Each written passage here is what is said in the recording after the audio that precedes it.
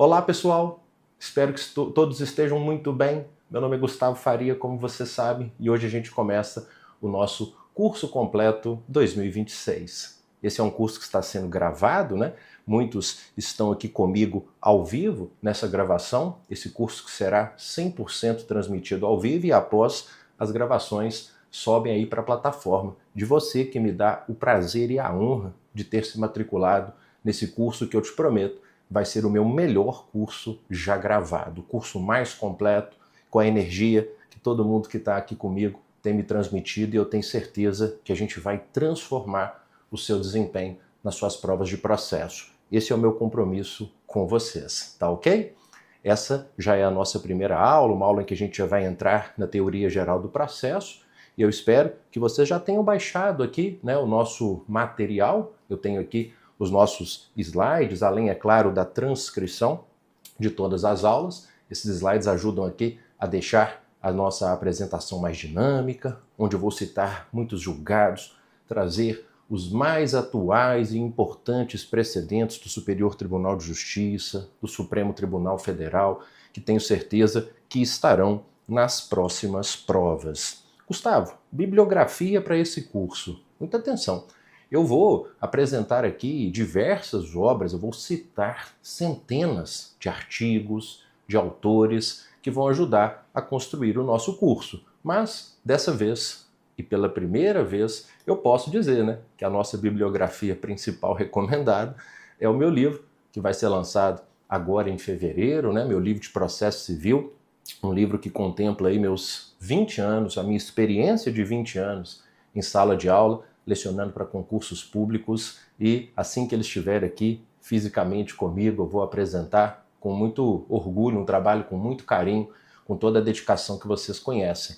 Mas é óbvio, não vou, obviamente, ficar centrado no meu livro. Vocês perceberão que eu citarei, repito, né, centenas de obras, artigos. Você tem, naturalmente, essa prerrogativa de escolher aquele que melhor lhe atenda. Mas tenho certeza que o meu livro também pode ser um bom guia no seu estudo. Eu falo de mais detalhes quando eu estiver com ele aqui em mãos.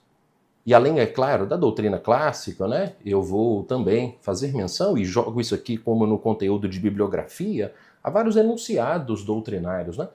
Esses enunciados têm status de doutrinos, famosos enunciados do Fórum Permanente dos Processualistas Civis, o FPPC, os enunciados do CJF, do Conselho da Justiça Federal, os enunciados da Infam, a Escola Nacional de Formação e Aperfeiçoamento da Magistratura, eles também vão nos acompanhar. De forma que a gente vai deixar nossa apresentação, assim como está lá na minha obra, tudo bem completo. Doutrina, jurisprudência, muitos precedentes vinculantes aqui dentro da jurisprudência, né, enunciados, para deixar bastante completa a nossa preparação. Esse é um curso sem pressa. Esse é um curso que vai nos levar ao amadurecimento do zero ao avançado no direito processual civil. E já começando aqui o nosso primeiro tema dessa nossa aula 1, reafirmando aqui o agradecimento a todos que estão comigo nas nossas aulas ao vivo, a gente começa a falar sobre a teoria geral do processo. A gente vai ter aqui um bom módulo, um módulo extenso de TGP, e sempre te mostrando, né, como as questões de concurso têm abordado o tema da teoria geral do processo.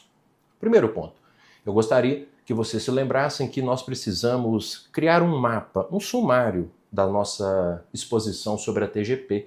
E esse mapa da TGP é super importante você internalizar. Esse mapa ele é composto aqui por 4 grandes blocos. Nós temos dentro da TGP o nosso primeiro bloco, não o bloco da aula, mas o bloco de estudos, que vai envolver a chamada evolução histórica do direito processual, também chamado aqui esse tema de fases ou etapas metodológicas do desenvolvimento do processo. E aí a gente passa, né, pelo praxismo, pelo processualismo científico, pelo instrumentalismo e pelo neoprocessualismo. Isso tem sido cobrado, Gustavo, de longa data. Pode ter certeza que quem já assistiu às minhas aulas sabe disso. Eu só trago temas que têm sido explorados. E vocês verão a cada parte aqui desse módulo 1, que é a evolução histórica do direito processual, as questões mais antigas e mais recentes sobre esse tema. Fim do ponto 1, né, a evolução histórica do direito processual, a gente vai para o ponto 2 da TGP, que é o ponto da jurisdição.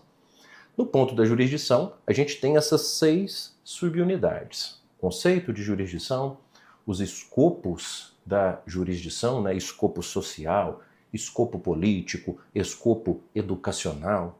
Depois a gente fala sobre as características da jurisdição, inércia, desinteresse, secundariedade, substitutividade, definitividade.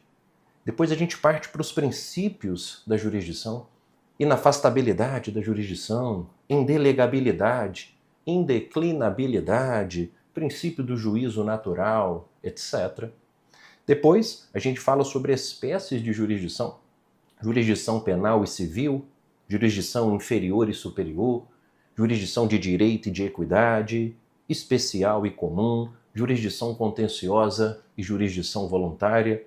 E a gente fecha o tema da jurisdição com essa incursão nesse tema tão contemporâneo que é a jurisdição e a justiça multiportas, né? Um tema que tem sido, inclusive, muito explorado em provas recentes, como você já sabe, eu vou te mostrar com as questões de provas anteriores. Então, evolução histórica do direito processual, 2, jurisdição, depois, 3, ação. É o terceiro grande módulo da teoria geral do processo. E aí, em ação, a gente fala sobre o conceito de ação, a gente trabalha as teorias da ação, não é isso? Teoria eclética, teoria da asserção, teoria abstrata, teoria concreta. Depois a gente fala sobre condições da ação, aquelas famosas condições da ação, chamadas ali de legitimidade, ad causam e interesse processual ou interesse de agir. E a gente fecha o ponto da ação com os elementos da ação. Partes, causa de pedir e pedido, não é isso? E já cuidado para não confundir, né? Condições da ação com elementos da ação. As questões adoram misturar isso, eu vou te mostrar. Condições da ação, legitimidade e interesse. Elementos da ação, partes, causa de pedir e pedido. Mas calma, a gente vai ter tempo para falar com muita calma sobre tudo isso. E por fim, né, o quarto grande módulo dentro da TGP é o módulo do processo, né? Fechando esse tripé, fechando essa trilogia, né, da jurisdição, da TGP, jurisdição, ação, processo. E no processo, a gente vai falar sobre o conceito de processo, depois a gente entra em princípios processuais, devido processo legal, contraditório, isonomia, fundamentação, boa-fé, cooperação, etc. E a gente fecha a TGP com os pressupostos processuais. Capacidade de ser parte, capacidade processual, capacidade postulatória, etc. Quer internalizar esse mapa? Até deixei aqui no nosso material, né? Essa tabela aqui, que eu tirei do meu livro, que você, então, sempre que possível, né, vai tentar analisá-la para não confundir cada um desses vetores aqui da TGP. Então, a evolução histórica do direito processual com as teorias, a jurisdição com as suas 6 subunidades, a ação com as suas 4 subunidades e o processo com suas 3 subunidades. E veja, analisados individualmente cada um desses pontos, alguns podem parecer mais simples, mas cuidado, como disse, para não criar certas confusões, né? Porque quando a gente acaba a TGP, depois da gente ter passado por todo esse mapeamento da teoria geral do processo, às vezes as questões tentam misturar alguns desses pontos. Por exemplo, confundir princípios da jurisdição com princípios processuais. Os princípios da jurisdição, como veremos, né, são inafastabilidade, indeclinabilidade, territorialidade, juízo natural, etc. Princípios do processo são isonomia, contraditório, cooperação, boa-fé, etc. Então cuidado para não confundir. Cuidado para não confundir, como já disse, as teorias da ação com as condições da ação. As questões adoram tentar induzir em erro, dizendo, por exemplo, ser um elemento da ação a legitimidade de causa. Não, os elementos da ação são partes, causa de pedir e pedidos. Então, cuidado, porque às vezes, analisados individualmente, cada um desses subitens pode parecer algo mais simples, mas muitas vezes as questões acabam tentando misturar. Então a gente vai fazer a partir de agora uma análise bem cuidadosa, bem meticulosa, sem pressa, dando aqui a oportunidade de você amadurecer todo esse conhecimento e no final você vai tomar esse cuidado para não misturar todos esses conceitos. Tá ok? Muito bem. Então, dito tudo isso, feita essa apresentação sobre o que a TGP vai nos apresentar, né, sobre todas essas subunidades, sobre essa organização da nossa aula de agora em diante, a gente entra no nosso tópico 1 aqui da TGP, que é a evolução histórica do direito processual. Veja bem, temos que tomar cuidado para trabalhar esse tema nos limites da necessidade do que vem sendo cobrado, não é? A gente não vai aqui fazer incursões desnecessárias em certos aspectos e elementos dessa teoria que não estão sendo explorados nas provas. Então, vamos tomar cuidado e, repito, estudar dentro dessa necessidade. Evolução histórica do direito processual, também chamada de fases ou etapas metodológicas do desenvolvimento do processo. Eu já havia antecipado, mas reitero, né? Aqui o praxismo, o processualismo científico, o instrumentalismo e o neoprocessualismo. Veja, atenção, às vezes, pessoal, simples lembrança de quais são essas escolas ou essas correntes já é suficiente para você acertar uma ou outra questão. Eu lembrar que a evolução histórica passa pelas fases do praxismo, processualismo científico, o instrumentalismo e o neoprocessualismo. Por exemplo, o Sebrasp aqui nessa prova de 2007 lembrou que são etapas da evolução da doutrina processual, entre outras, o praxismo e o processualismo científico. Correto, né? Então, repito, às vezes a simples lembrança, né, assim, às vezes o simples mapeamento da existência dessas escolas já é suficiente, mas é claro que na maioria das vezes não, a gente vai precisar avançar. Precisar avançar entendendo, por exemplo, o que seria aqui, né, o praxismo. Olha só, o praxismo ganha vários nomes. Você pode encontrar na sua prova, então, aqui menção à chamada fase praxista, sincretista, imanentista ou ainda a fase procedimentalista da evolução do direito processual. Veja, o que nos traz essa primeira escola, né, sobre a evolução do direito processual? Qual é a marca central do praxismo? A marca central do praxismo, pessoal, é, atenção, a ausência de caráter científico do processo. O direito processual, na fase praxista, ele não era estudado como um ramo autônomo da ciência jurídica.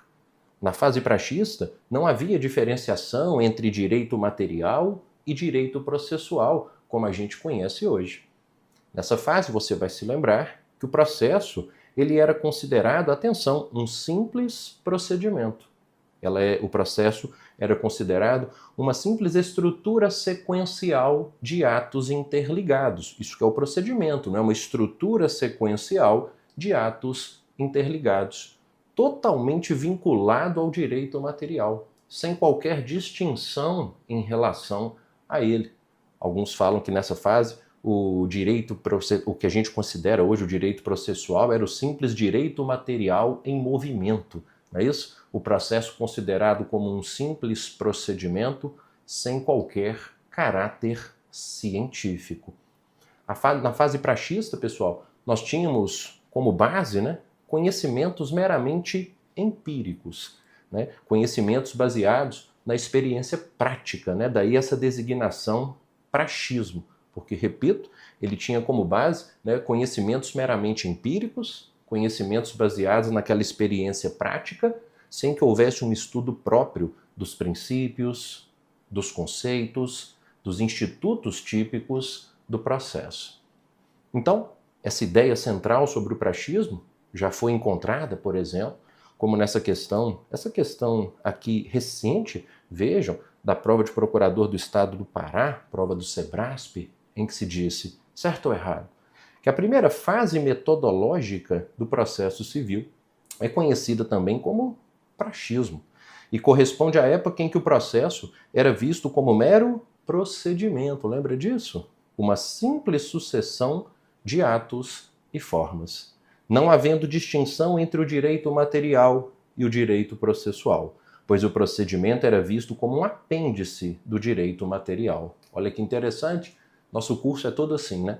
Nosso curso é todo entremeado com as questões que já durante a explicação vão nos apresentando, né, as formas pelas quais as bancas estão cobrando esses temas, né, nos ajudando também a enriquecer, analisar variáveis sobre os conceitos, como aqui, né, em que se falou no direito, no procedimento, como um simples apêndice do direito material, não é isso? É o praxismo e a sua ausência de caráter científico. Beleza?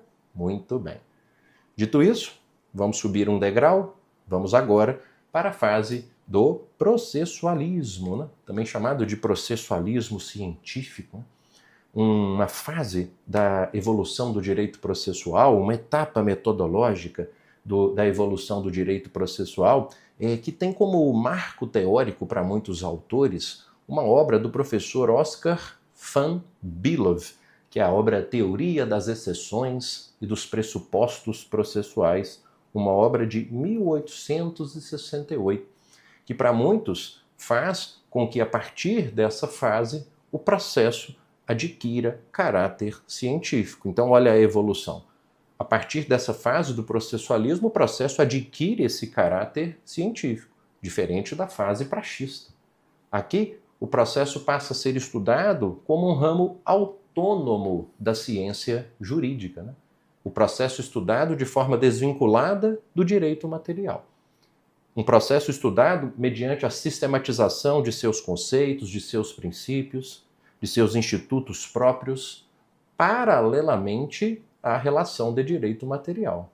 Então, nessa fase do processualismo, né, o processo ele passa a ser visto como uma relação jurídica processual. Uma relação jurídica processual de direito público envolvendo autor, réu e juiz, em que há ali ônus, há direitos, há deveres, obrigações processuais. Vejam, portanto, né, que o processo ele é visto, repito, né, de forma paralela ao direito material, desvinculado do direito material, com a sistematização de conceitos, princípios e institutos próprios. O direito material, nessa fase do processualismo, pessoal, ele é o objeto de discussão no processo. E o processo, ele é uma estrutura por meio da qual essa discussão ocorre. Vou repetir, o direito material, sob essa perspectiva, ele é objeto de discussão no âmbito do processo. E o processo é uma estrutura, uma relação jurídica de direito público entre autor, réu e juiz, por meio da qual essa discussão ocorrerá. Vamos ilustrar e enriquecer a ideia do processualismo científico, passando por essa questão aqui do Ministério Público do Mato Grosso do Sul, em que o tema foi abordado da seguinte forma.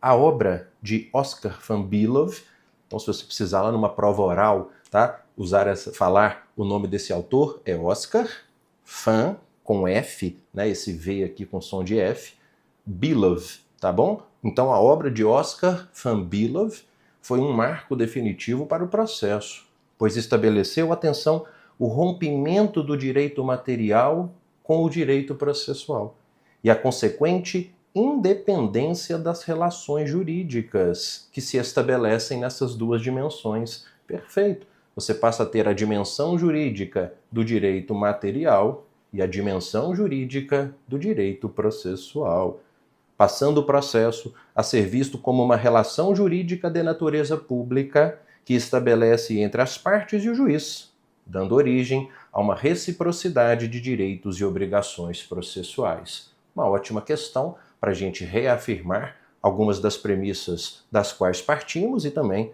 para enriquecer aqui o nosso conteúdo. Tá ok, pessoal? Então, essa é a ideia do processualismo. Mas atenção, quando a gente fala em processualismo científico, né, houve um certo exagero nessa época, eu diria, vamos dizer assim, uma certa empolgação, porque quando o processo passa a ser visto, né, como essa ciência autônoma, como esse ramo autônomo do direito, uma relação jurídica de direito público, começa a se perceber um culto exagerado à forma, né, um formalismo excessivo.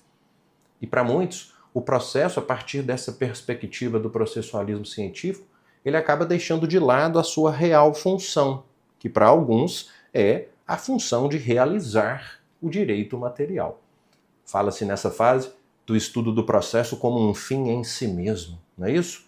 Então, talvez até para conter essa ideia de um culto exagerado à forma, um formalismo excessivo, uma ideia de um processo como um fim em si mesmo, deixando de lado essa real função, que é a da realização do direito material, vem aí a ideia seguinte, vem aí a escola, a fase ou a etapa metodológica seguinte na evolução do direito processual, que é a fase do instrumentalismo, nosso terceiro degrau na evolução histórica do direito processual.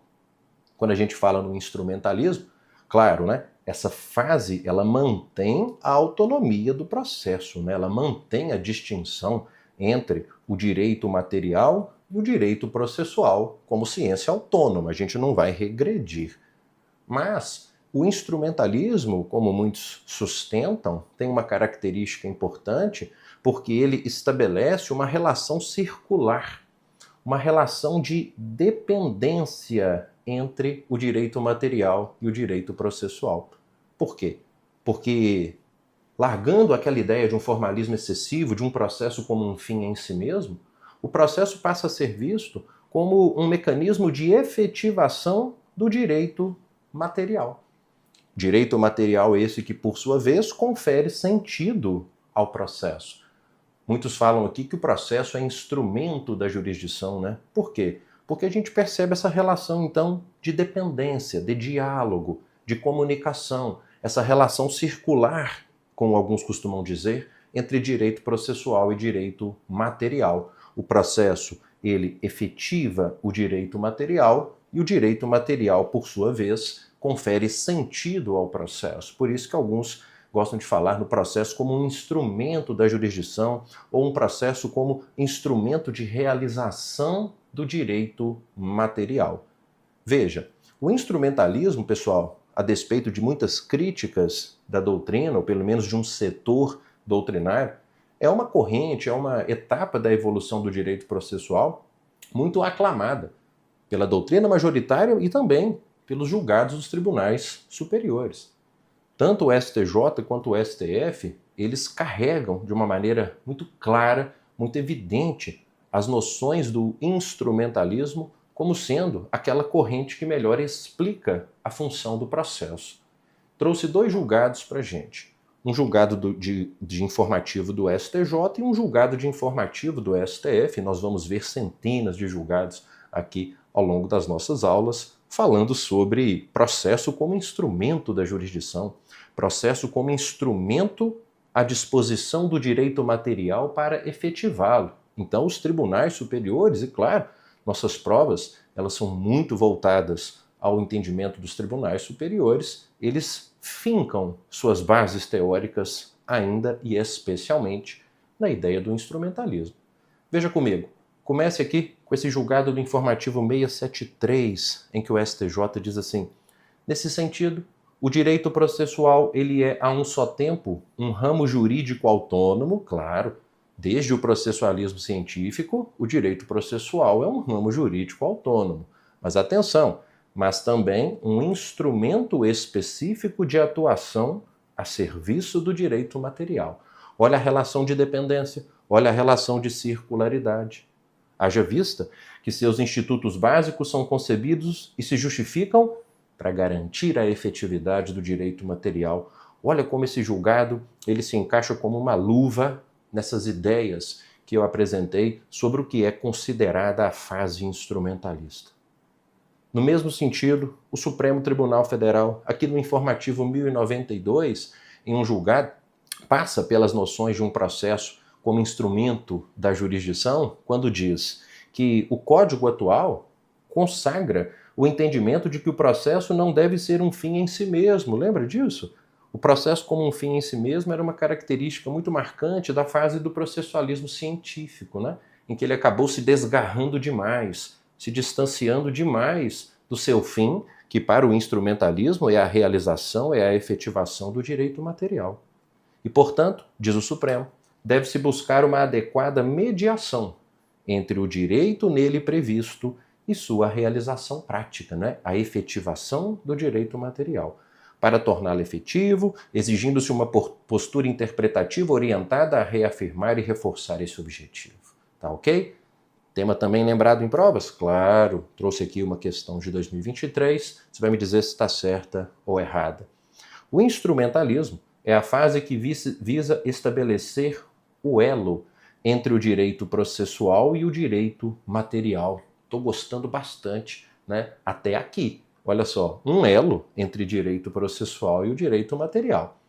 Entendendo-se que há uma sobreposição do processo sobre o direito material. Sobreposição? Olha que questão perigosa. Existe aqui, pessoal, nos termos da ideia instrumentalista, uma sobreposição do direito processual sobre o direito material ou vice-versa? Não há sobreposição, né, pessoal? Há como visto, e repito, uma relação circular, não é isso? Uma relação de dependência entre eles e não uma relação de sobreposição. Então, por isso, uma questão errada. Tá certo? Então, com isso, a gente fecha o terceiro ponto. Praxismo, processualismo, instrumentalismo. Bom, vamos agora dar o quarto e último passo, com o qual a gente vai fechar esse bloco e, com isso, fechar o estudo do primeiro ponto, né, da nossa TGP, que é a evolução do direito processual. Esse quarto passo, esse quarto degrau que a gente sobe, praxismo, processualismo, instrumentalismo, é o que alguns denominam de neoprocessualismo. Vejam, o neoprocessualismo já é uma corrente mais contemporânea, né? Diferentemente das anteriores. Praxismo, processualismo, instrumentalismo, que já vem de longa data, o neoprocessualismo nem é abordado, né, por todos os autores, mas eu quero trazer aqui algumas diretrizes mínimas e básicas, porque ele é um tema que vem sendo explorado. Veja, ele também é chamado de formalismo ético ou formalismo valorativo. Você vai acabar entendendo, né, o porquê dessas expressões ao longo da minha explicação. Veja bem, pessoal, só para deixar claro que a doutrina majoritária, ela reconhece o neoprocessualismo, né, dentro dessa chamada evolução histórica do direito processual. É como cito aqui na minha obra, professor Didier, por exemplo, destacando que a evolução histórica do direito processual costuma ser dividida, olha só, tradicionalmente, em três fases: praxismo ou sincretismo, processualismo e instrumentalismo. Entretanto, veja aqui o pontapé inicial para a gente pensar nessa quarta fase. Parece mais adequado, porém, considerar a fase atual como uma quarta fase da evolução do direito processual. Fala-se, então, de um neoprocessualismo. O que eu acho que, neste atual momento, essa corrente do neoprocessualismo tem de importante em vista do que temos percebido em nossas provas e podemos encontrar nas provas futuras?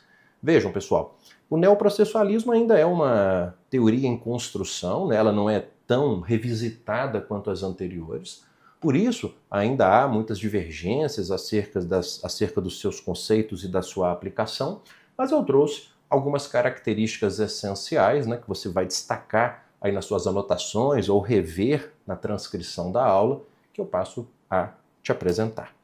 Quais seriam essas características dessa, para alguns, atual etapa da evolução do direito processual? Uma primeira característica do que alguns têm denominado de neoprocessualismo, letra A, é a constitucionalização do processo e o reconhecimento da eficácia normativa da Constituição. Veja, pessoal, então a gente tem aqui como uma base teórica do neoprocessualismo essa preocupação com a aproximação do processo, né, do direito processual com a Constituição. É um processo que se preocupa em reconhecer a importância, é um processo que se preocupa em reconhecer a supremacia das regras e dos princípios constitucionais. O processo que visualiza a Constituição como uma verdadeira carta jurídica, né, e não como uma carta meramente política, não como uma simples carta de intenções. Reconhece-se a Constituição como uma carta verdadeiramente jurídica, com seus valores, suas regras, seus princípios, entendidos com total eficácia normativa. Por isso que disse aqui, constitucionalização do processo e reconhecimento da eficácia normativa da Constituição. Veja, regras e princípios constitucionais não apenas como instrumentos de integração do direito, mas normas jurídico-constitucionais, repito, com total eficácia normativa. Percebam, portanto, que o neoprocessualismo ele coloca a Constituição, vamos dizer assim, como um centro gravitacional. A Constituição como o núcleo hermenêutico do intérprete. A Constituição, que vai orientar, disciplinar, servir como mecanismo de interpretação das normas constitucionais, como inclusive o próprio CPC consagra no seu artigo 1º, como veremos daqui a pouco, ao dizer que o processo será ordenado, disciplinado e interpretado pela Constituição. Já já eu te mostro isso. Mas, repito, o neoprocessualismo que coloca a Constituição como, vamos chamar de centro gravitacional, como núcleo hermenêutico do intérprete, de forma que o processo tem que ser ordenado, interpretado, validado, disciplinado pelas normas constitucionais. Alguns falam em filtragem constitucional. E partindo dessa premissa, pessoal, a gente começa a entender um pouco melhor porque se fala em formalismo valorativo, neoprocessualismo ou formalismo valorativo. Por quê? Porque essa é uma corrente que destaca a importância que se deve dar aos valores, olha só, valorativo, que se deve dar aos valores constitucionais na construção e na aplicação do formalismo processual. Por isso que a gente fala em neoprocessualismo ou formalismo valorativo. Repito, por destacar a importância que se deve dar aos valores constitucionais, valorativo, na construção e na aplicação do formalismo processual. Veja, deixo aqui no seu material essa passagem que vai te ajudar a revisar aí nos seus estudos, de que o neoprocessualismo também é conhecido como formalismo valorativo, justamente por destacar a importância que se deve dar aos valores constitucionalmente protegidos na pauta de direitos fundamentais, na construção e na aplicação do formalismo processual. E já havia antecipado, e agora também convém salientar, o nosso importante artigo 1º, que dialoga com o neoprocessualismo, em face dessa primeira característica que a gente está estudando, ao dizer que o processo será ordenado, disciplinado e interpretado conforme valores e normas fundamentais constitucionais. Ok? Então essa é uma primeira característica para a qual eu chamo a sua atenção. Repito, constitucionalização do processo e reconhecimento da eficácia normativa da Constituição. Bom, segunda característica, processo e efetivação de direitos fundamentais, tendo como norte ali a dignidade da pessoa humana.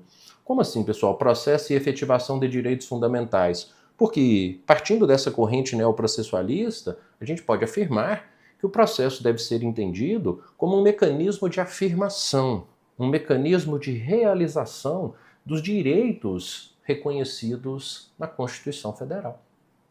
O processo devendo ser entendido, portanto, como uma garantia constitucional que vai fazer os direitos e as demais garantias constitucionais realidade, não é isso? O processo é uma garantia constitucional que faz realidade, que implementa, que efetiva os direitos e as demais garantias previstas nos termos da Constituição, com um especial destaque para os direitos afetos à dignidade da pessoa humana. E veja, uma das consequências práticas dessa segunda característica, processo como mecanismo de efetivação dos direitos, das garantias previstas na Constituição, pessoal, é a necessidade, atenção, é a necessidade de se atenuar as formalidades excessivas do processo. Na teoria neoprocessualista, vou repetir, a gente encontra essa diretriz de que uma das consequências práticas dessa característica é, repito, a necessidade de se atenuar as formalidades excessivas do processo. Atenuar-se aquilo que alguns chamam de fetichismo das formas, é ter um fetiche pela formalidade. Abandonar esse fetichismo das formas para se alcançar uma prestação jurisdicional mais justa. valorizando-se com isso a instrumentalidade das formas. Esse não é um princípio que nós vamos estudar? Valorizando a ideia de que não há nulidade no processo sem prejuízo, valorizando a ideia de fungibilidade recursal, valorizando o princípio da primazia do julgamento do mérito, entre outros. Veja, destacando, essa relação, eu deixo aqui essa passagem para vocês, no sentido de que o neoprocessualismo propõe técnicas processuais voltadas à promoção e à concretização dos direitos fundamentais. É a nossa segunda característica. Atenção! Exigindo o enfrentamento do formalismo excessivo, que frequentemente cria obstáculos desproporcionais ao exercício desses direitos. Nesse mesmo sentido, olha o STJ dando essa nota ao neoprocessualismo, pessoal, destacando aqui nesse acórdão de 2022 que no neoprocessualismo a instrumentalidade assumiu grande relevância, porque considera que o ato equivocadamente produzido somente pode ser invalidado se não for mais simples aproveitá-lo. É o princípio da instrumentalidade das formas. É o desapego ao fetichismo das formas. Isso como uma consequência prática, repito, da ideia de que o processo deve ser um mecanismo de efetivação de direitos e garantias fundamentais. Terceira característica do neoprocessualismo. No final eu coloco todas elas ali encadeadas, só para você ter ali seu processo de memorização facilitado. Seria aqui o reforço da moralidade processual. Aqui relacionado às ideias de ética, boa-fé e cooperação processual. Por quê, pessoal? Porque o neoprocessualismo ele busca ressaltar essa conduta ética, a boa-fé, a lealdade dos sujeitos processuais no desempenho dos seus papéis, no desempenho de suas funções, evitando-se, assim, condutas atentatórias à dignidade da justiça, evitando-se a prática de atos de litigância de má-fé, tudo isso como decorrência de um processo pautado no princípio da cooperação, um processo pautado no princípio da lealdade e da boa-fé, especialmente a cooperação que reconhece a necessidade de se ver o processo como um ambiente colaborativo, o processo como uma verdadeira comunidade de trabalho entre autor, juiz e réu, com vistas ali à obtenção de uma decisão de mérito justa e efetiva, para usar a expressão do artigo 6º do CPC. Então daí essa ideia de um reforço da moralidade processual, ética, boa-fé e cooperação. Veja, para reforçar e decantar essa ideia na hora da sua revisão, você vai repassar lá na transcrição ou nos slides que o neoprocessualismo baseia-se na conduta ética a ser praticada por aqueles que litigam em juízo. Nesse contexto, destacam-se o princípio da cooperação, o princípio da boa-fé objetiva, o princípio da proibição da prática de atos contraditórios, que é uma decorrência do princípio da boa-fé, dentre outros, que atualmente possuem previsão legal expressa. Então, atenção para essa terceira característica. Já caminhando para o fim, pessoal, uma quarta característica aqui do neoprocessualismo é a atuação judicial na criação do direito. Isso vai encontrar muita resistência de certo segmento doutrinário, mas o neoprocessualismo ele tem sim como característica uma atuação judicial na criação do direito. Ele reforça, vamos dizer assim, a atuação judicial na criação do direito. O que hoje, pessoal, tenho certeza que você vai lembrar disso, é extremamente visível, é facilmente perceptível, quando a gente olha, por exemplo, para a atual sistemática de precedentes vinculantes, que o Código tão valoriza, desde 2015, com os temas repetitivos do STJ, os temas de repercussão geral do Supremo Tribunal Federal. Isso que tenho certeza está aí sob o seu radar, confirma essa ideia de um papel criativo, para muitos normativo, da atividade jurisdicional. Então essa uma característica aqui desses que sustentam e defendem essa atual fase da evolução do direito processual, denominada de neoprocessualismo. E cuidado, uma outra e última característica desse modelo neoprocessualista, pessoal, que inclusive favorece essa atuação judicial criativa, vamos dizer assim, né, com todas as reservas de parte da doutrina que não dialogam muito com essas ideias, mas, repito, uma outra característica do neoprocessualismo e que, repito, inclusive favorece essa atuação judicial, entre aspas, criativa, é a expansão da técnica legislativa de cláusulas gerais. O que são essas cláusulas gerais? Das quais o atual CPC lança mão com muita recorrência, né? E que para muitos é uma característica do neoprocessualismo. Veja, pessoal, as cláusulas gerais são esses enunciados normativos mais vagos, mais fluidos, né? Esses enunciados normativos de tessitura mais aberta, vamos dizer assim. Por exemplo, boa-fé, lealdade processual, poder geral de cautela, né? Conveniência e oportunidade. O CPC usa isso lá no artigo 723 como critérios de julgamento na jurisdição voluntária. Esses enunciados normativos mais vagos, mais fluidos, que permitem adaptações de sentido pelo intérprete, né? O intérprete que vai concretizar o texto normativo em cada caso. O intérprete que tem essa possibilidade de adaptar aquele conteúdo, aquele texto, às transformações, às mudanças da sociedade, permitindo assim, vamos dizer, uma abertura gradual do sistema jurídico a alguns valores, mesmo que eles não tenham sido expressamente protegidos pela legislação. Né? Fugindo um pouco ali daquela ideia de aplicação de uma lei posta, né? Um positivismo que resolva todas as questões pela técnica de subsunção, pela técnica de encaixe.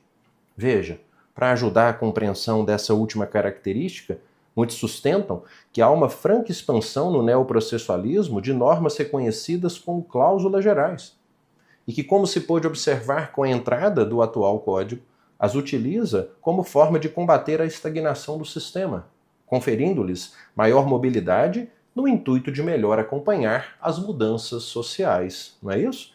Porque parte desses enunciados mais fluidos, né, de tessitura mais aberta, porque eles permitem adaptações de sentido pelo intérprete, que vai concretizar o texto normativo em cada caso, dando essa possibilidade de adaptá-lo às transformações e às mudanças da sociedade, permitindo essa abertura do sistema a alguns valores, mesmo que eles não estejam expressamente protegidos legislativamente. Ah, mas isso está caindo em prova, até a prova objetiva, Gustavo. Olha só, dá uma olhada comigo. Para a doutrina do neoprocessualismo, a técnica legislativa das cláusulas gerais deve ser evitada para ser garantida maior segurança jurídica das relações, evitando o ativismo judicial. Pelo contrário, para o neoprocessualismo, né, uma das características é justamente lançar mão de cláusulas gerais, de conceitos jurídicos indeterminados, o que, repito, favorece, né, o ativismo judicial. Então não deve ser evitada, pelo contrário, ela é incentivada, o que acaba favorecendo, né, sendo um instrumento para essa outra característica do ativismo, tá ok? Tudo isso segundo os adeptos do chamado neoprocessualismo. Então, bem errada essa assertiva. Até disse, e repito, né, vou deixar aqui só para reforçar, em suma, as características pelas quais passamos: constitucionalização do processo e reconhecimento da eficácia normativa da Constituição. A ideia do processo como mecanismo de efetivação de direitos fundamentais, o que acaba gerando essa necessidade de se abandonar um fetichismo das formas, né? Ainda, reforço da moralidade processual, um processo pautado em ética, boa-fé, cooperação. A ideia de uma atuação judicial na criação do direito, especialmente sob a perspectiva dos precedentes vinculantes, e a expansão da técnica legislativa das cláusulas gerais. Por fim, você pode me perguntar: Gustavo, você sabe que eu estudo para concurso, né? E estudando para concurso, eu estudo direito constitucional. E lá no direito constitucional, a gente tem uma teoria que é a do neoconstitucionalismo, não é isso? Neoconstitucionalismo. Você pode estar querendo me perguntar: Gustavo, há alguma relação, né, entre neoconstitucionalismo e neoprocessualismo? Claro que há. Essa relação tem sido explorada até então nas provas? Não. Mas, se você ficar curioso, se você quiser aprofundar e estabelecer um diálogo entre neoconstitucionalismo e neoprocessualismo, eu vou te sugerir duas coisas. Primeira opção. A primeira opção é você, na minha obra, né, que vai sair agora no final de fevereiro, consultar o capítulo da evolução da doutrina processual, onde eu faço essa relação.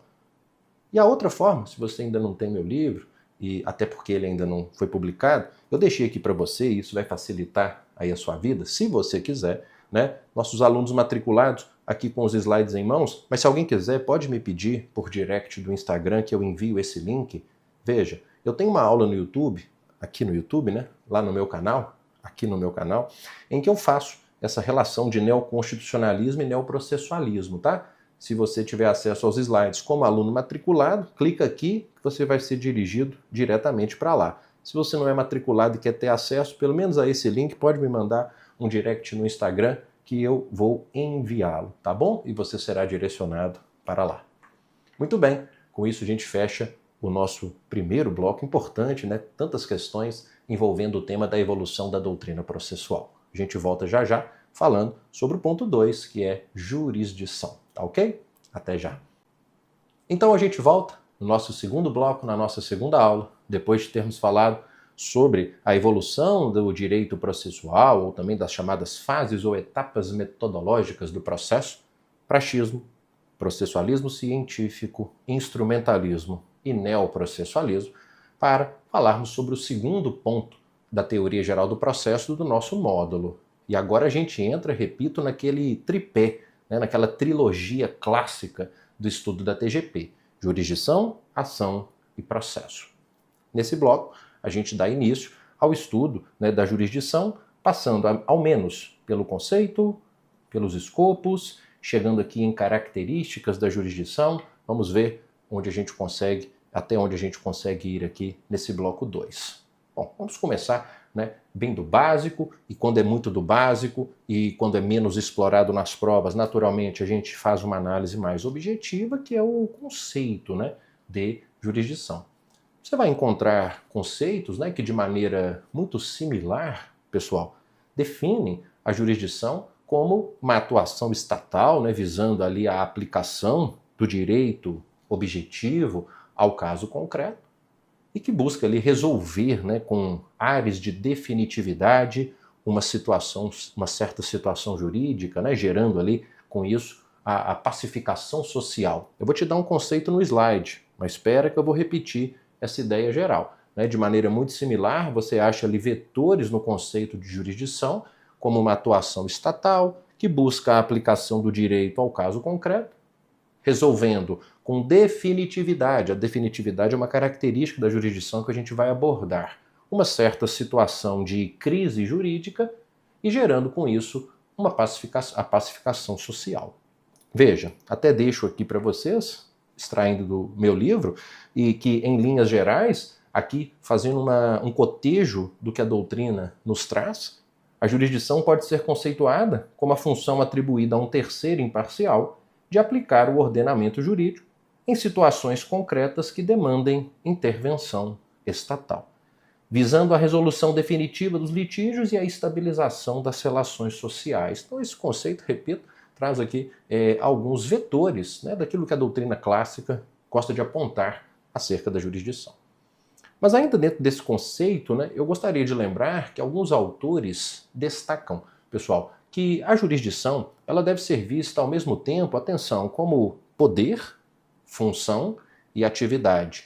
Cuidado, porque isso foi cobrado em uma prova que eu vou te mostrar. Jurisdição entendida como poder, como função e como atividade. Como assim? Vem comigo. Veja, poder. Poder estatal de dizer e impor o direito a situações de crise. Jurisdição como poder, interferindo na esfera jurídica, portanto, das pessoas. Interferindo na esfera jurídica das pessoas e decidindo, vamos dizer, com ares de definitividade, essas situações. Aqui, pessoal, né, esse poder de dizer, né, sob uma ótica mais cognitiva, né, de dizer o direito, resolvendo aquele problema jurídico posto em juízo, né, e impor sob uma ótica mais executiva, vamos dizer, no sentido de realizar, no sentido de satisfazer aquilo que ficou decidido. Jurisdição como poder, mas a jurisdição também deve ser vista como função, ou seja, um encargo constitucional de exercer esse poder jurisdicional, realizando aquilo que está disposto no ordenamento jurídico diante dessa situação de crise, não é isso? Então é poder, é função e também é atividade. A jurisdição como atividade, entendida como um conjunto de atos praticados para o exercício dessa função, o que se dá pela via do processo. O processo, como nós vamos falar em aulas futuras, né, podendo ser visto aqui como um procedimento em contraditório, esse procedimento que propicia, né, a declaração e a realização dos direitos.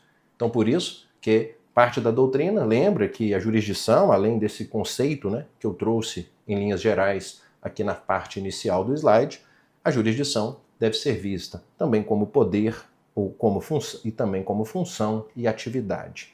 Poder de dizer e impor o direito às situações de crise ou aos problemas jurídicos, função como encargo de exercer esse poder jurisdicional e a atividade como um conjunto de atos para que essa função seja exercida. Conjunto de atos, aqui entendido como o processo, entendido como um procedimento em contraditório. Quer ver isso sendo cobrado? Olha só, sobre a jurisdição, ela é poder, porque decorrente da potestade do Estado. Potestade é força, potência, né? Então a jurisdição, ela é poder porque decorrente da potestade do Estado exercida de forma definitiva em face das partes em conflito. Sim, jurisdição é poder. Jurisdição é função, porque cumpre a finalidade de fazer valer a ordem jurídica colocada em dúvida diante de uma lide. Também foi dada como correta. É poder, é função e olha só, é atividade. Na medida em que consiste numa série de atos e manifestações externas e ordenadas, olha o procedimento, que culminam com a declaração de direito, o dizer, e a concretização de obrigações consagradas num título. É aquela ideia de impor. Então, dessa forma que essa questão 2021 trouxe, né, a ideia de jurisdição indo um pouco além do mero conceito, mas também reconhecendo a jurisdição como poder, função e atividade. Poder, repito, de dizer e impor o direito a situações de crise, interferindo na esfera jurídica das pessoas e decidindo com áreas de definitividade essas situações, não é isso? Função também para realizar, né, função de como encargo constitucional do exercício desse poder, realizando aquilo que está disposto no ordenamento jurídico, e a atividade. Jurisdição como atividade, entendida como esse conjunto, né, de atos praticados para o exercício da função, o que se dá pela via do processo. Então, só uma introdução, só um aquecimento sobre jurisdição, conceito e jurisdição como poder, função e atividade. Vamos agora aumentando o grau de importância, vou te mostrar como as questões têm cobrado o nosso próximo tema, qual seja escopus da jurisdição. A jurisdição tem alguns escopos ou objetivos, né? Então a gente usa essa expressão classicamente de escopos, mas como objetivos. Eu vou destacar aqui pelo menos quatro escopos ou objetivos da jurisdição para te mostrar o grau de importância nas provas e como vem sendo cobrado. Começando pelo escopo social. Qual é o objetivo ou o escopo social da jurisdição e como que isso vem na sua prova? Bom, a jurisdição, enquanto tendo esse escopo social, esse objetivo é o objetivo de solução, de pacificação de conflitos, não é isso? Gerando ali uma estabilização das relações sociais. Alguns falam que o escopo social, né, busca ali a promoção do bem comum. Então você vai sempre ver as questões relacionando o escopo social da jurisdição à solução, à pacificação de conflitos, para trazer ali uma estabilização das relações sociais. E ainda segundo a doutrina clássica e que vem sendo cobrada nas provas, qual seria ali o escopo jurídico? Bom, o escopo jurídico da jurisdição é a aplicação do ordenamento jurídico. A aplicação, como alguns dizem, da vontade concreta da lei para a solução daqueles casos concretos que foram submetidos ao judiciário.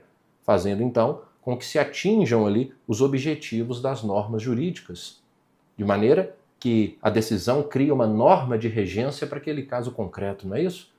A decisão, ela cria uma norma jurídica individualizada para aquele problema jurídico. Então, repito, escopo jurídico entendido como a aplicação do ordenamento jurídico, a aplicação da vontade concreta da lei para a solução daqueles casos concretos, fazendo com que se atinjam ali os objetivos das normas jurídicas, criando-se o que alguns chamam de norma jurídica individualizada, né? Que é uma norma de regência para aquele caso específico. Então, essas são as relações que vocês precisam fazer para o escopo social, para o escopo jurídico. E o escopo educacional? Alguns autores citam também o escopo educacional da jurisdição. Bom, esse escopo educacional, pessoal, é o objetivo, é o propósito da jurisdição de ensinar a população, né? Educando, vamos dizer assim, as pessoas sobre os seus direitos, sobre os seus deveres.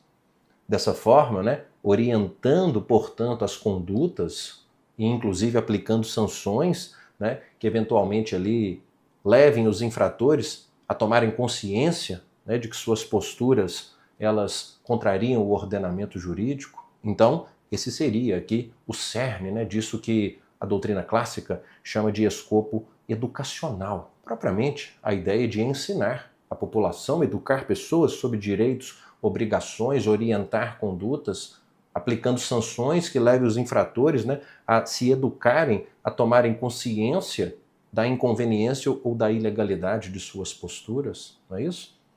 Inclusive, a disseminação, né, de formas de divulgação da atividade jurisdicional, TV Justiça, por exemplo, né, alguns autores lembram ser um grande catalisador desse escopo, né, educacional da jurisdição. Então, escopo social, jurídico, educacional e, por fim, você também vai encontrar na doutrina clássica, nas provas, menção ao chamado escopo político da jurisdição. Veja, podemos primeiramente lembrar que é possível, né, visualizarmos mais de um escopo político. Por exemplo, é escopo político da jurisdição, como muitos lembram, a reafirmação, o fortalecimento do poder do Estado, né? A reafirmação, o fortalecimento do poder estatal perante os cidadãos, o que gera então um acréscimo de credibilidade do judiciário perante a opinião pública. Alguns também sustentam que é escopo político da jurisdição dar oportunidades aos cidadãos de lançarem mão de mecanismos processuais que possam influir nos destinos do Estado, que possam influir nos destinos da sociedade, como no caso, por exemplo, de lançar mão de uma ação popular, de uma ação civil pública, possibilitando então que o cidadão participe democraticamente nos rumos do Estado, permitindo então que o cidadão participe e tenha poder de interferência na própria administração pública. Então, esse seria um vetor aqui daquilo que se convencionou chamar de um escopo político da jurisdição. Perceba então que eu trouxe esses dois vetores, né? O primeiro, reafirmação e fortalecimento do próprio poder estatal, não é isso? Mas também dar oportunidade aos cidadãos de lançar mão de mecanismos que possam gerar ali essa influência, né, nos rumos, nos destinos do Estado e da própria sociedade. Quando, exemplificativamente, ele lança mão, né, de instrumentos como a ação popular, a ação civil pública, etc., né, trazendo essa participação democrática, trazendo esse poder de interferência na administração pública e nos destinos do Estado. Ah, mas isso não é cobrado? Claro que é cobrado, pessoal. Veja, desde questões mais recentes até questões mais antigas, veja, certo ou errado, o escopo político da jurisdição é a pacificação de sujeitos ou de grupos em litígio mediante a solução de seus conflitos. Esse não é o escopo político, esse é o escopo social da jurisdição, não é isso? Pacificação. Então não é escopo político, errado. Veja, em prova aqui do TRF da Terceira Região, a primeira assertiva diz: sobre a jurisdição é correto afirmar que seu escopo social é a pacificação, mediante a eliminação dos conflitos. Essa sim vai ao encontro daquilo que vimos como sendo o escopo social. E ainda, seu escopo jurídico abrange a descoberta da verdade e a formação da coisa julgada material? Isso é o escopo jurídico? Não. Vimos, pessoal, que o escopo jurídico da jurisdição é a aplicação da vontade concreta da lei na solução dos problemas jurídicos, não é isso? Criando ali aquela norma de regência, aquela norma jurídica individualizada para os casos concretos. Então, também errado. Tá ok? Bastante cuidado, portanto, com aqui o conceito de jurisdição e também mais especialmente com os escopos. E sempre ganhando aqui poder de cobrança em provas, a gente vai subindo o nível e passa para o terceiro ponto do tema jurisdição, que é características da jurisdição. Tem cobrado também? Sim, as bancas têm passado comumente pelo assunto e, claro, não vou te deixar na mão, vou te mostrando o tema e depois como ele é cobrado. Quando a gente fala em características da jurisdição, aí eu já deixo aqui, né, para você já começar a internalizar essas características. Característica da inércia, também chamada de demanda, desinteresse, secundariedade, substitutividade e definitividade. São as 5 características que eu vou abordar. Uma advertência inicial. Não há muita pacificação na doutrina daquilo que é característica e daquilo que é princípio. Alguns autores, por exemplo, eles dizem que a inércia da jurisdição é um princípio. Você vai encontrar, então, ali, às vezes, o estudo da inércia lá no capítulo dos princípios. Outros vão tratar da inércia no capítulo das características da jurisdição. Eu adoto essa corrente, até porque é a corrente que a gente tem percebido, às vezes, com mais frequência nas provas. Até porque, às vezes, a simples lembrança, né, de um rol de características da jurisdição já te ajuda na hora da prova. Olha, por exemplo, essa questão. O caráter substitutivo, a inércia e a definitividade são características da jurisdição. Foi dado como certo, ó. Substitutividade, inércia e definitividade. Vou voltar. Olha elas aqui, ó. Substitutividade, inércia e definitividade. Características da jurisdição. E cuidado para o que vem depois, né, para não confundir as características com os princípios, né? Aí a gente vai falar de juízo natural, indelegabilidade, inafastabilidade. Então vamos fazendo aqui a construção de blocos de entendimentos. Características, tá ok? Muito bem.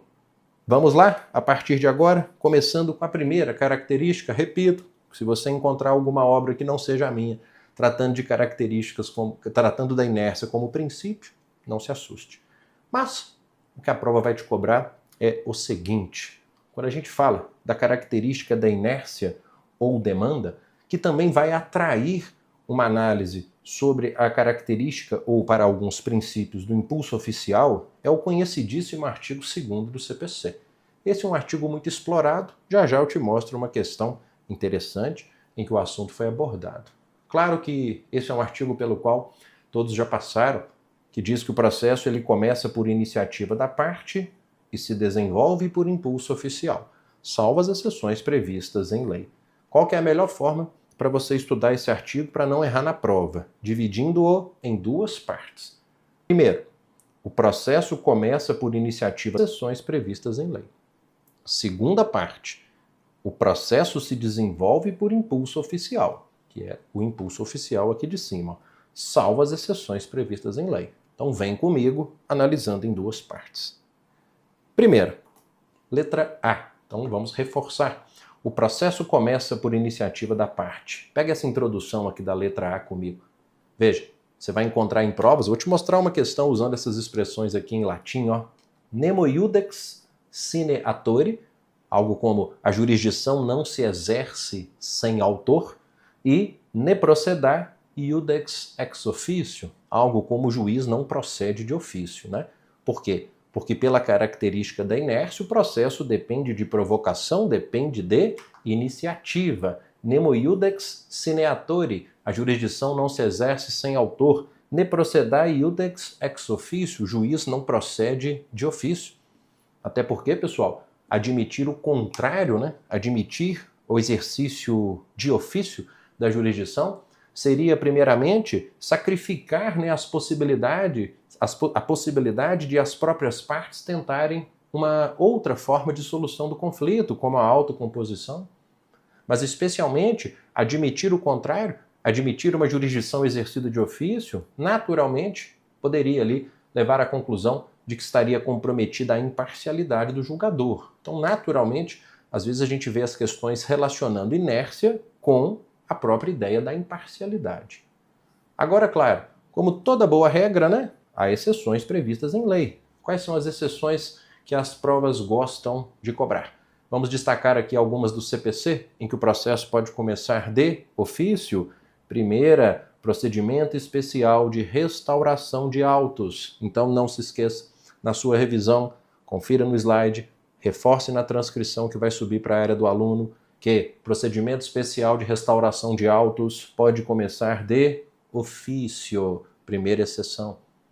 Segunda exceção, procedimento especial de arrecadação de herança jacente, artigo 738 do CPC, que diz que nos casos em que a lei considere jacente a herança, o juiz em cuja comarca tiver domicílio o falecido procederá imediatamente à arrecadação dos respectivos bens.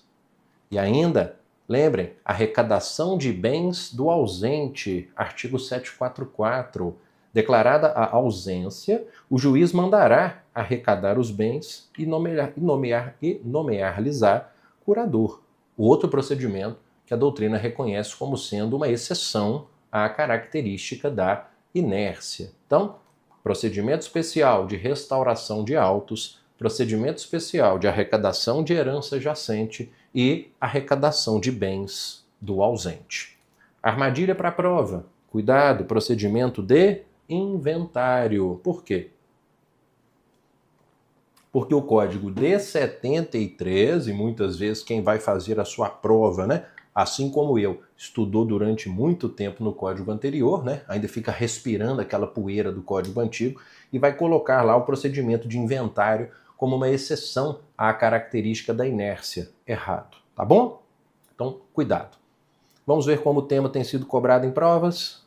Primeiro, você me diz se está certo ou errado. Primeira, a jurisdição se movimenta em decorrência da demanda da parte. Olha aquelas expressões latinas a me que referi. Nemo iudex sine atore. Ficando antes disso, inerte. Ne procedar iudex ex officio. O juízo não procede de ofício. Beleza? Para ratificar, para decantar o conteúdo.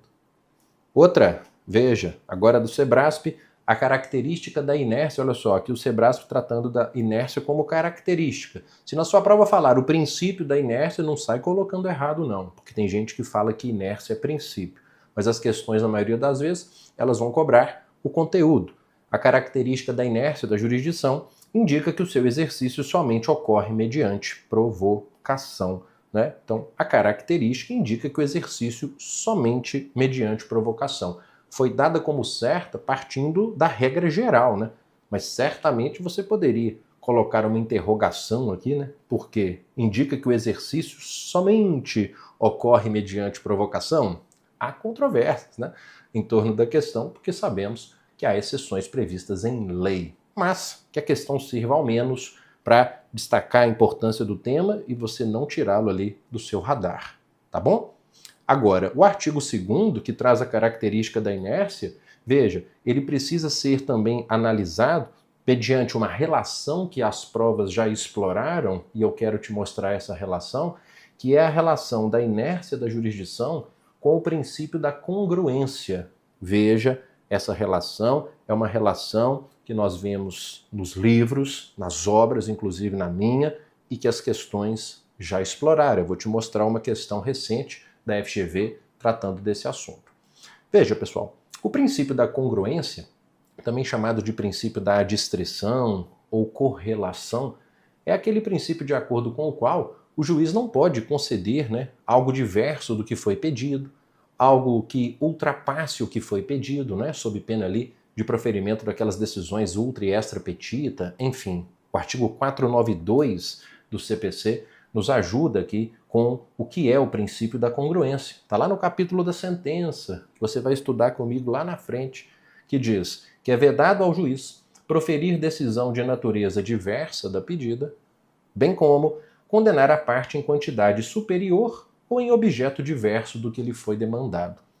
Qual é a relação entre o princípio, a característica da inércia e o princípio da congruência? Por que o princípio da congruência guarda uma relação, se comunica, dialoga com a característica da inércia? Simples. Vejam. Se a jurisdição, pessoal, como regra, depende de provocação da parte para ser exercida, isso não é característica da inércia, parece natural que o juiz, pelas mesmas razões, ele não possa conhecer de um tema que não foi levado a juízo. É natural concluir que, pelas mesmas razões, o juiz não possa conceder à parte algo além ou diverso daquilo que lhe foi solicitado.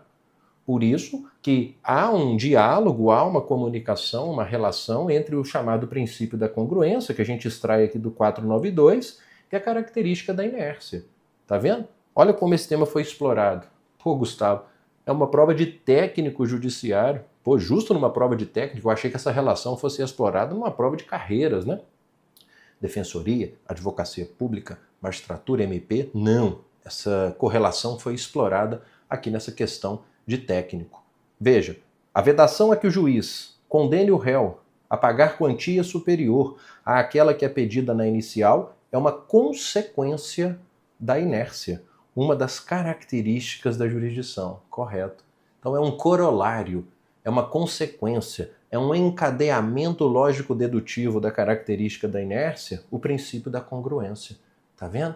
Que mais uma vez, olha só, a FGV falando aqui em característica. Por isso que eu disse, eu gosto de tratar da inércia como característica da jurisdição, porque as bancas têm, na maioria das vezes, se referido à inércia como característica. Tá ok? Muito bem.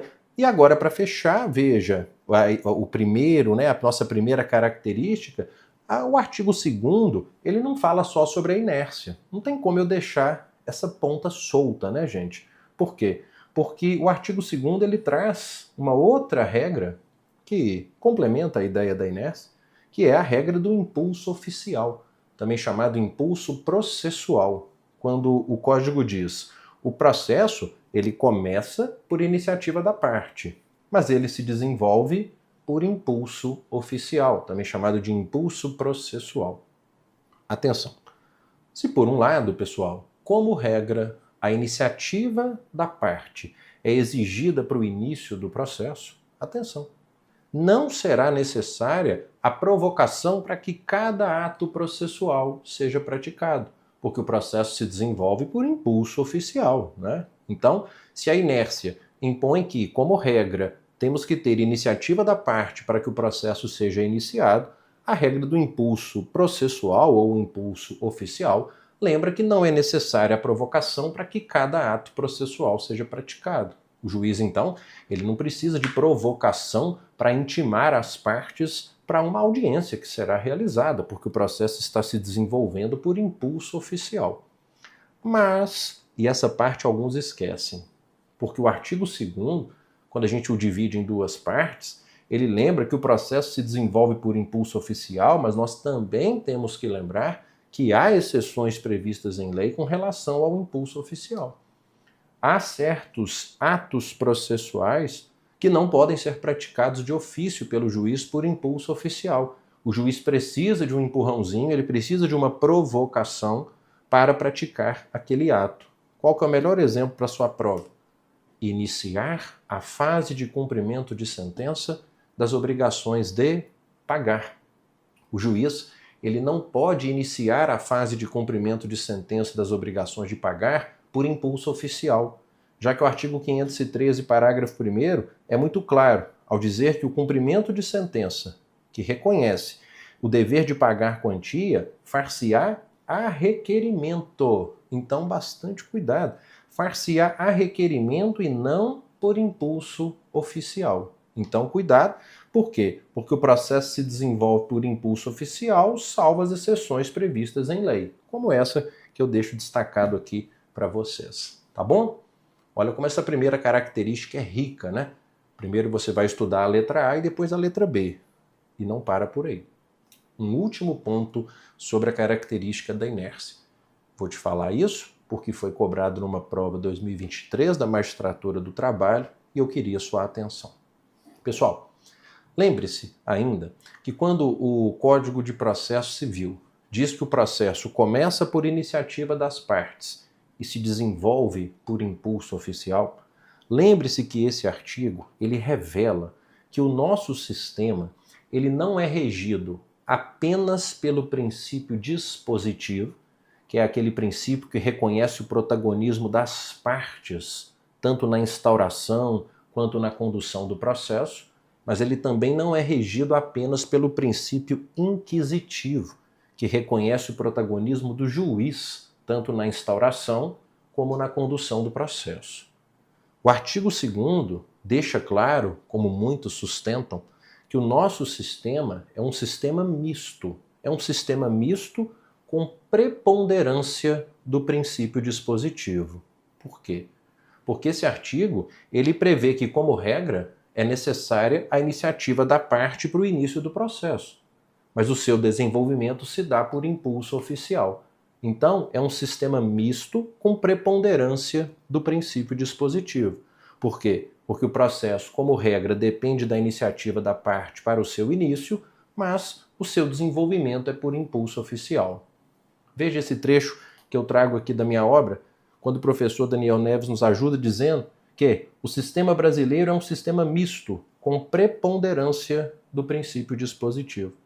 A convivência desses dois sistemas no direito brasileiro fica, claro, com o artigo 2º, que é o artigo que a gente está estudando, por isso que eu estou trazendo o tema aqui, que prevê a necessidade de provocação para que o processo exista, isso é um traço do princípio dispositivo, a ser desenvolvido por impulso oficial, o que é um traço do princípio inquisitivo.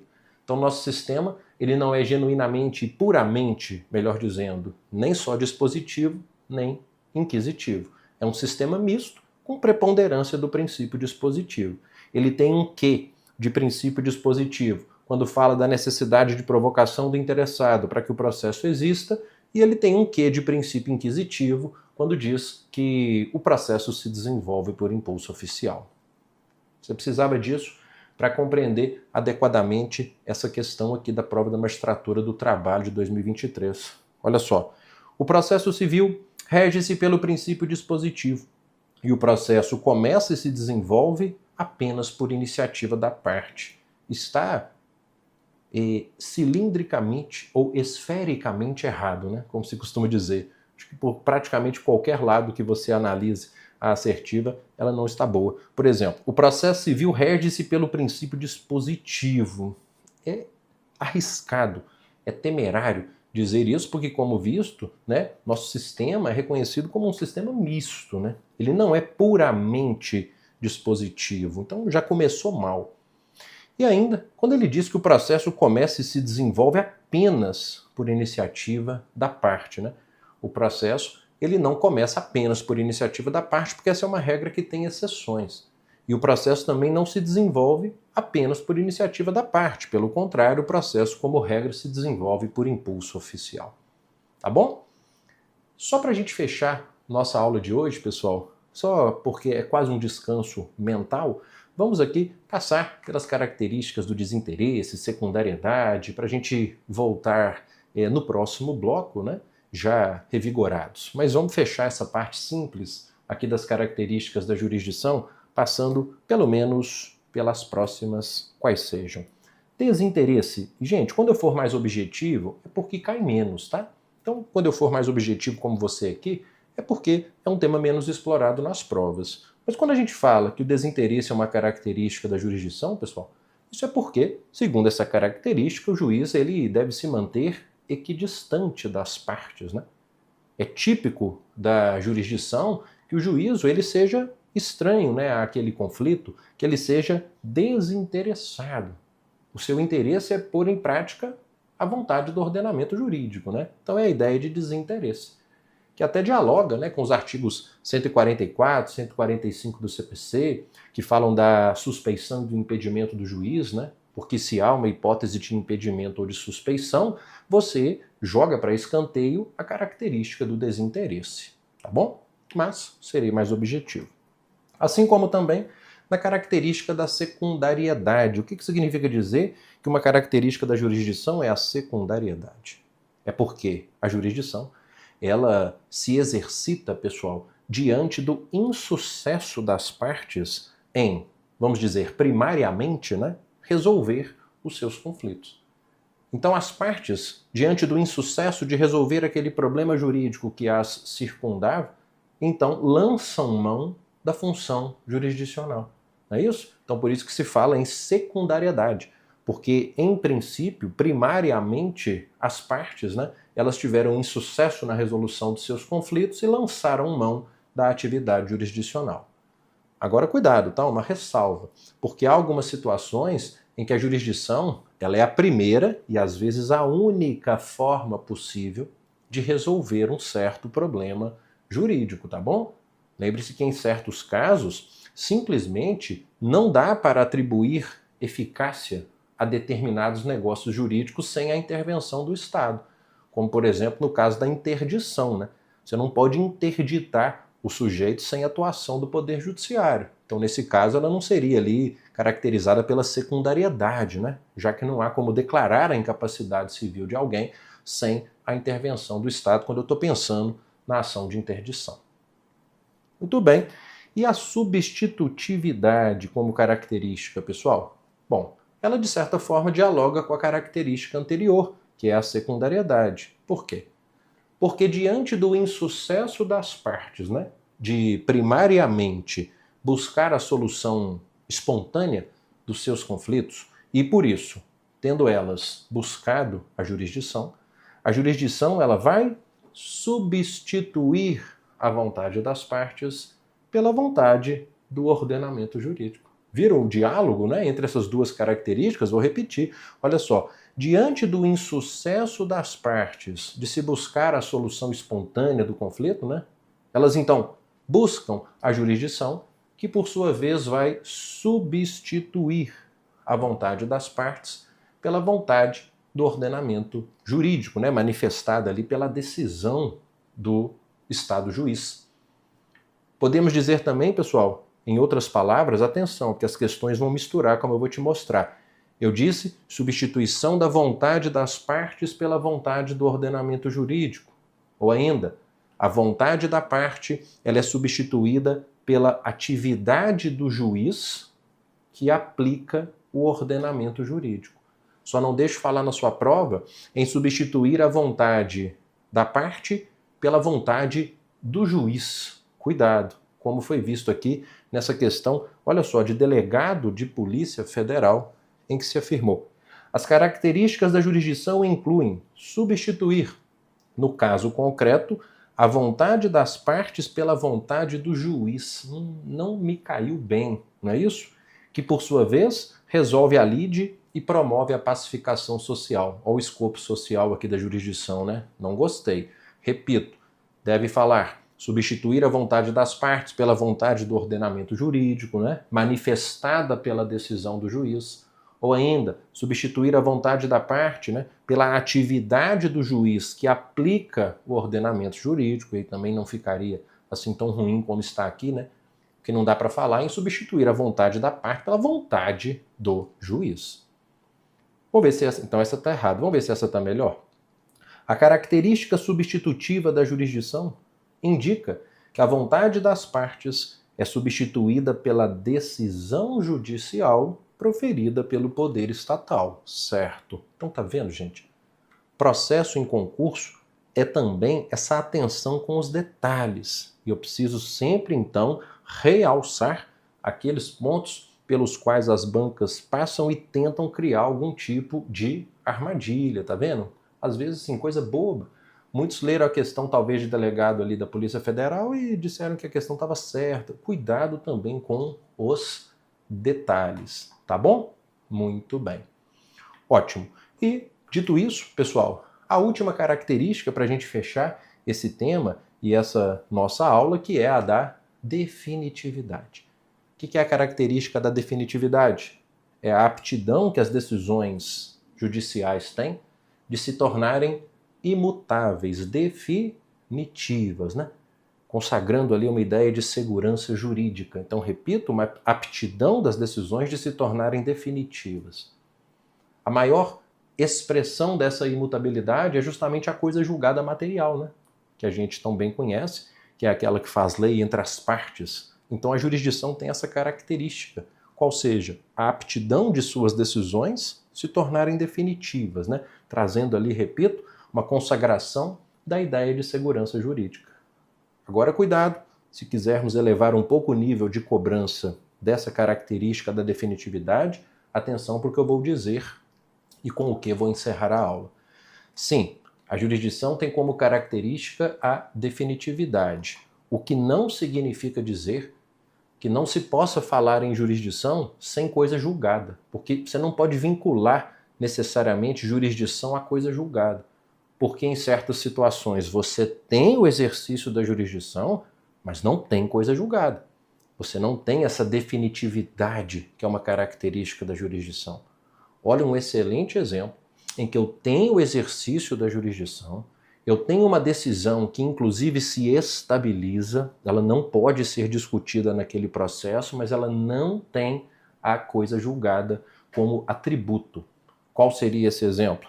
O melhor para mim é o do 304, parágrafo 6º, que você vai estudar comigo lá na aula de tutelas provisórias, que diz que a decisão que concede a tutela antecipada antecedente não fará coisa julgada, mas ela é estável quando ela não é recorrida. Então perceba, aqui eu tenho exercício da jurisdição, mas não tem coisa julgada. Então não se pode falar que necessariamente, em vista da característica da definitividade, a jurisdição, ela sempre conduz à coisa julgada, tá certo?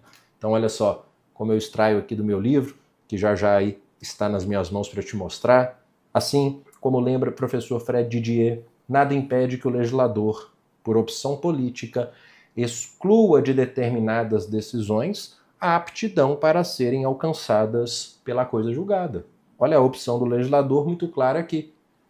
Ao fazê-lo, atenção, vou até mudar de cor, ao fazê-lo, o legislador não lhes retira a jurisdicionalidade. Então, eu tenho jurisdição mesmo sem coisa julgada. Então, tá bom? Não atrele necessariamente o exercício da jurisdição à coisa julgada. Muito bem, com isso a gente fecha mais esse bloco. Te aguardo para a gente falar sobre o próximo tema, que são os princípios da jurisdição. Tá ok? Até já!